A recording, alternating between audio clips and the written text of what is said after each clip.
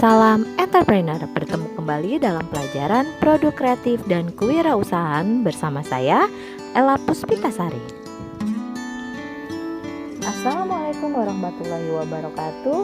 Salam entrepreneur. Oke, bertemu kembali dengan saya, Ella Puspitasari, dalam mata pelajaran produk kreatif dan kewirausahaan dengan kompetensi dasar. Yang pertama, 3.1, memahami sikap dan perilaku wirausahawan. Tujuan pembelajaran kita kali ini adalah mengidentifikasi wirausahawan di era revolusi industri 4.0. Yang kedua, menganalisis wirausahawan di era revolusi industri 4.0. Kita lanjut ya ke materi berikutnya.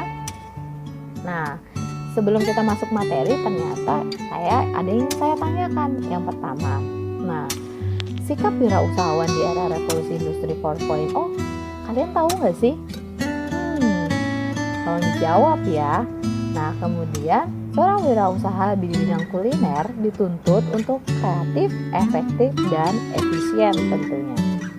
Itu merupakan sikap dari wirausahawan di era revolusi industri 4.0. Nah, sikap wirausahaan di era revolusi industri 4.0 adalah yang pertama, kreatif. Nah, kreatif di sini apa sih? Kreatif merupakan sebuah kemampuan yang dimiliki khususnya seorang wirausahawan untuk menciptakan suatu produk baru.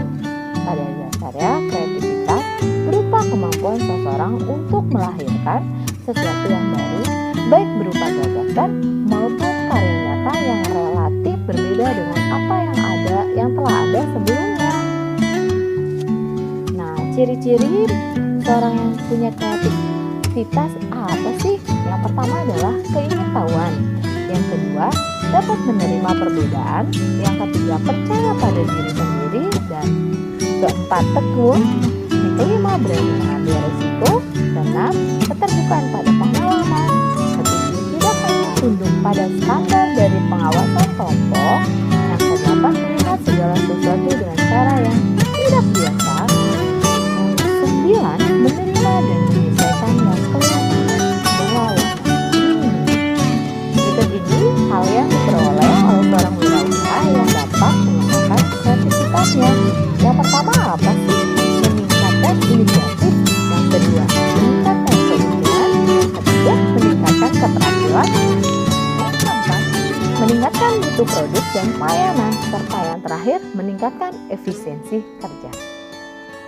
Ya, nah kemudian kewirausahawan di era revolusi industri 4.0 memiliki alasan untuk mengembangkan kreativitasnya. Yang pertama, keberhasilan dalam persaingan bisa diperoleh dengan mengembangkan daya kreatif. Yang kedua, kreativitas merupakan sumber yang berharga dan harus dipelihara serta jangan disia-siakan. Yang ketiga, tantangan baru selalu muncul dan harus dihadapi dengan kreativitas yang baru. Dan yang terakhir, kreativitas merupakan gagasan yang tidak diramalkan, datang dan perginya, serta mempunyai keunikan yang tinggi. Kamu sudah tahu dong berarti tentang alasan seorang wirausahawan mengembangkan kreativitasnya? Ya, setelah itu apalagi ya seorang wirausahawan di era revolusi industri 4.0? Untuk memaparkan tipe-tipenya, kita punya 3 tipe kreativitas bagi seorang wirausahawan. Yang pertama, menciptakan, yaitu proses sebuah membuat sesuatu dari yang tidak ada menjadi ada. Tring! Ya, itu tapi ada prosesnya, menciptakan dari yang tidak ada menjadi ada. Contohnya, tidak ada menjadi ada.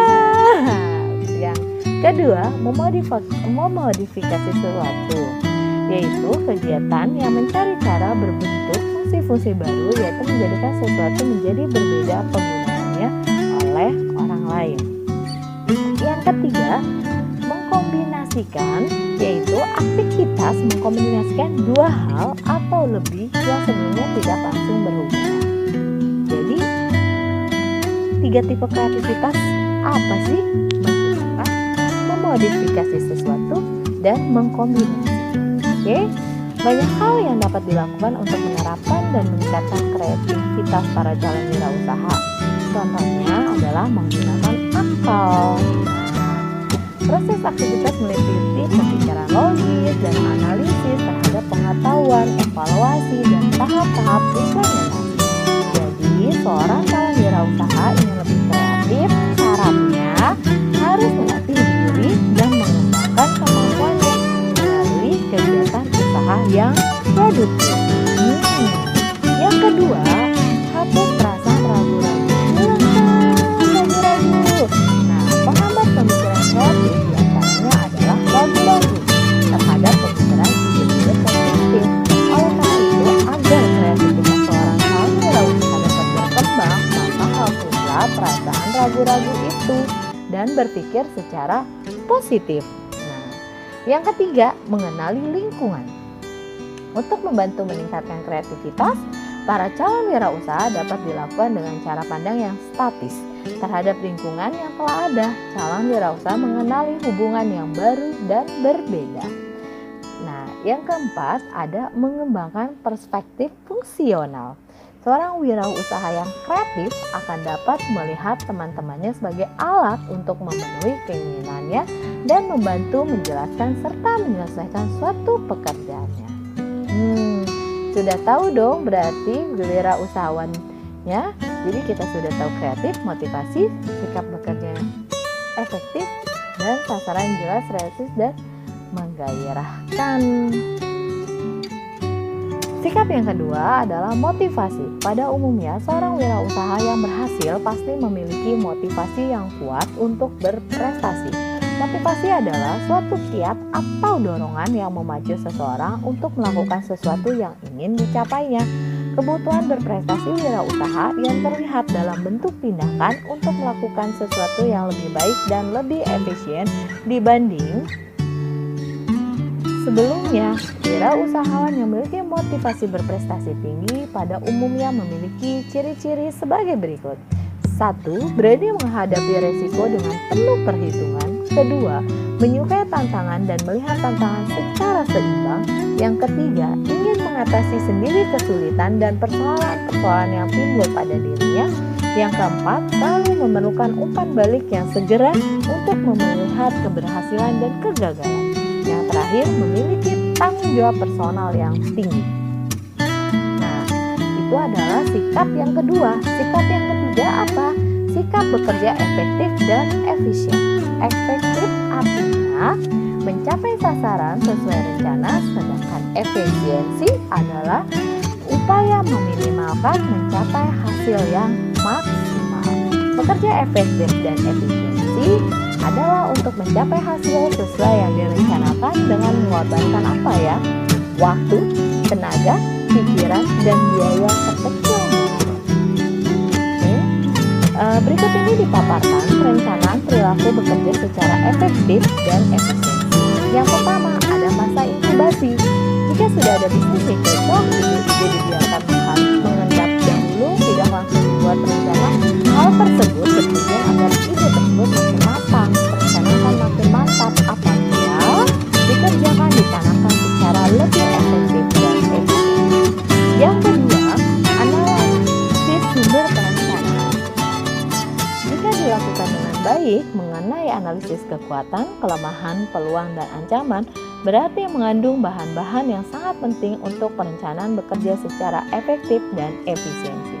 Yang ketiga, sasaran jelas, realistis, dan menggairahkan. Sasaran perlu direnungkan, dibayangkan, dan diidamkan semenarik mungkin sehingga dapat menggairahkan minat pelaku untuk bekerja secara efektif dan efisiensi.